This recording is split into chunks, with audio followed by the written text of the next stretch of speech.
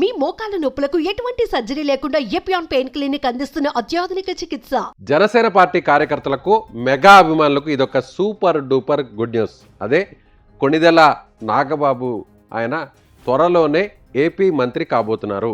దీనికి సంబంధించినటువంటి biggest అప్డేట్ని AP government అదేవిధంగా ముఖ్యమంత్రి చంద్రబాబు నాయుడు నిన్న ఆయన ఒక ప్రెస్ నోట్ ద్వారా రిలీజ్ చేశారు. సో అందరూ కూడా నాగబాబు ఎంపీ అవుతారు, రాజ్యసభ సభ్యుడిగా ఆయన ఢిల్లీకి వెళ్తారు అనుకున్నారు. కానీ ఇక్కడే ఏపీలోనే ఆయన మంత్రివర్గంలో అవకాశం రాబోతుంది. త్వరలోనే అమాత్యులుగా మారబోతున్నారు నాగబాబు. జనసేన పార్టీలో కీలకంగా ఆయన రాష్ట్ర ప్రధాన కార్యదర్శిగా ఉన్నారు. సో జనసేన పార్టీకి సంబంధించినటువంటి మొత్తం పవన్ కళ్యాణ్ పిఠాపురంలో గెలవడానికి భారీ స్థాయిలో ఆయన అంత మెజార్టీ రావడానికి కారణం నాగబాబు. ఎందుకంటే ఆయన అక్కడే మొత్తం ఎన్నికలకు సంబంధించినటువంటి మొత్తం వ్యవహారాన్ని అంతా కూడా ఆయనే అక్కడ దగ్గరుండి మరీ చూసుకున్నటువంటి పరిస్థితి. అదేవిధంగా అనకాపల్లి సీటును కూడా ఆయన ఎంపీ సీటును ఆశించారు. ఖచ్చితంగా అందరూ కూడా పొత్తుల్లో భాగంగా అనకాపల్లి సీటు నాగబాబుకే వస్తుంది, ఆయన ఎంపీగా పార్లమెంటు మెంబర్గా పోటీ చేసే అవకాశం కూడా ఉంటుంది. సో ఖచ్చితంగా జనసేన పార్టీ తరఫున ఆయన పోటీ చేస్తారని చివరి వరకు నడిచింది. అయితే అనూహ్యంగా పొత్తు కుదరడం, పొత్తులో కూడా బీజేపీ రావడంతో సో బీజేపీకి ఆ సీటును త్యాగం చేయాల్సినటువంటి పరిస్థితి. బీజేపీకి జనసేన పార్టీ తమకు ఇచ్చినటువంటి 3 స్థానాల్లో కూడా ఒక స్థానాన్ని బీజేపీకి త్యాగం చేసింది. అక్కడ సీఎం రమేష్ పోటీ చేసి ప్రస్తుతం ఆయన కూడా భారీ మెజార్టీతో బీజేపీ అభ్యర్థికి గెలుపొందారు. సో అంత త్యాగాన్ని చేశారు. పార్టీ కోసం దేనికైనా పదవులు ముఖ్యం కాదు, పార్టీ ముఖ్యం, పార్టీకి సంబంధించినటువంటి భవిష్యత్తే ముఖ్యం అనుకునేటువంటి ఒక కీలకమైనటువంటి నేతల్లో ఖచ్చితంగా నాగబాబు అని అన్నారు. ఎవరైనా కూడా జనరల్గా ఒప్పుకోరు. ఎంపీగా పోటీ చేయాలనుకుంటే కనీసం ఎమ్మెల్యే కూడా అవకాశం ఇవ్వకుండా ఇలా కేవలం పార్టీకి సంబంధించినటువంటి బాధ్యతలను, అందులోనూ అధినేత సోదరుడుగా ఉన్నటువంటి పవన్ కళ్యాణ్ విజయం కోసం పిఠాపురం నియోజకవర్గానికి సంబంధించినటువంటి బాధ్యతలు ఆయన చూస్తూ వచ్చారు. సో ఇప్పుడు నాగబాబు గారికి అనూహ్యంగా మంత్రివర్గంలోకి చోటు రాబోతుంది. దానికి సంబంధించినటువంటి అనౌన్స్మెంట్ కూడా ఒకసారి చూద్దాం మనం.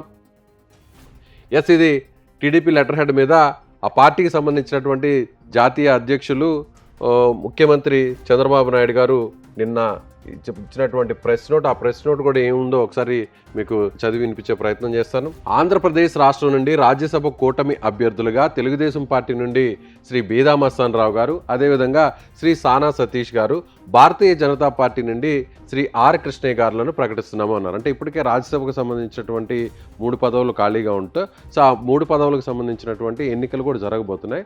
నామినేషన్లు కూడా వేయాల్సినటువంటి పరిస్థితి. అయితే ఏకగ్రీవంగానే ఎన్నికయ్యే పరిస్థితుంది. అయితే ఈ 3 పదవులతో పాటుగా జనసేన ప్రధాన కార్యదర్శి శ్రీ కొణిదెల నాగబాబు గారిని రాష్ట్ర మంత్రివర్గంలోకి తీసుకునేందుకు నిర్ణయించడమైనది. ఇక్కడ చూడవచ్చు మనం, రాష్ట్ర మంత్రివర్గంలోకి తీసుకునేందుకు నిర్ణయించడమైనది అని చెప్పి అక్కడ చంద్రబాబు నాయుడు గారు ఆయన నిన్న ఇచ్చినటువంటి అనౌన్స్మెంట్లో మనకి ఇది కనిపిస్తుంది. అయితే ఇక్కడ మరొక కీలకమైనటువంటి విషయం ఏంటంటే, నాగబాబు గారికి రాజ్యసభ ఇవ్వాలి, నాగబాబు గారికి కూడా రాజ్యసభ ఇవ్వాలి అని కూడా ముందుగా డిమాండ్ చేయడం జరిగింది. అంటే ఎంపీ పదవిని అప్పుడు ఆశించినప్పటికీ, అంటే ఎంపీ ఎన్నికల్లో పోటీ చేయడానికి ఆయన ఆ పార్టీ అభ్యర్థిగా బరిలోకి దిగడానికి ఆశించినప్పటికీ అప్పుడు ఉన్నటువంటి పొత్తుల్లో భాగంగా బీజేపీకి త్యాగం చేస్తారు. ఆ తర్వాత ఇటీవల రాజ్యసభ పదవులు 3 ఖాళీ అయ్యాయి. అది బీదా మస్తాన్ రావు, మోపిదేవి వెంకటరమణ, అదేవిధంగా బీసీ నాయకుడిగా ఉన్నటువంటి ఆర్ కృష్ణ. ఈ ముగ్గురు కూడా వైసీపీకి సంబంధించినటువంటి నాయకులు. ఈ ముగ్గురు కూడా వైసీపీకి రాజీనామా చేసి రాజ్యసభ పదవులు కూడా రాజీనామా చేస్తారు. అయితే తిరిగి మళ్ళీ బీదా మస్తాన్ రావుకు అవకాశం కల్పిస్తున్నారు.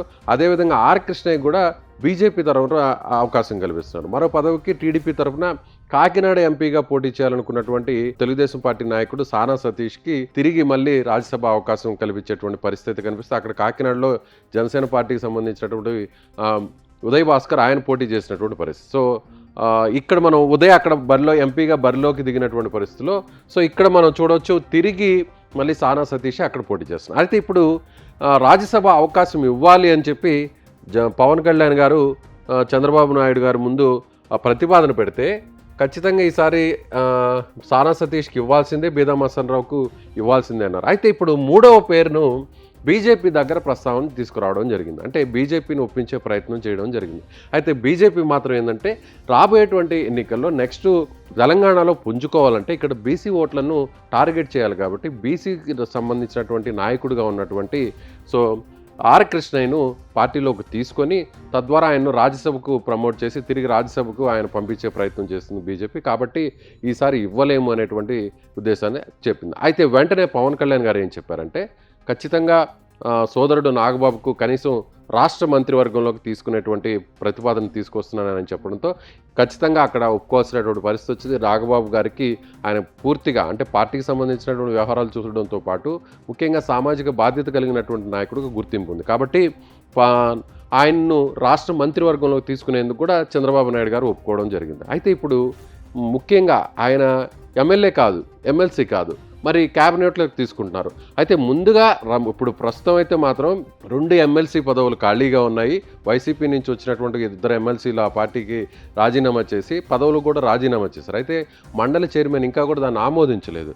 మరి అక్కడ ఏమన్నా ఒకవేళ ఆమోదిస్తే ఆ స్థానంలో ఏమన్నా ఎమ్మెల్సీగా ఆయనకు పదవి ఇచ్చే అవకాశం ఉందా, ఎమ్మెల్సీ పదవి ఇచ్చిన తర్వాత క్యాబినెట్లోకి తీసుకుంటారా అనేది కూడా ఒక చర్చ నడుస్తుంది. అయితే అలా కాకుండా ముందుగానే క్యాబినెట్లోకి తీసేసుకొని తర్వాత 6 నెలల లోపల ఎమ్మెల్యేగా గెలవాలి, లేదంటే ఎమ్మెల్సీగా అయినా గెలవాల్సినటువంటి పరిస్థితి. సో 6 నెలల లోపు టైం ఉంటుంది కాబట్టి వచ్చే మార్చిలో కూడా మరికొన్ని పదవులు కూడా ఖాళీ అయ్యే అవకాశం ఉంది. కాబట్టి అప్పుడు ఒకవేళ కావాల్సింటే ఎమ్మెల్సీ పదవికి అప్పుడు ఎంపిక చేసేటువంటి పరిస్థితి అయితే ఉంటుంది. సో ఎటు చూసినా కూడా మంత్రివర్గంలోకి నాగబాబు గారు వచ్చేస్తున్నారు కాబట్టి సో ఆయనక ఏపీకి సంబంధించినటువంటి మంత్రిగా త్వరలోనే చూడబోతున్నాం.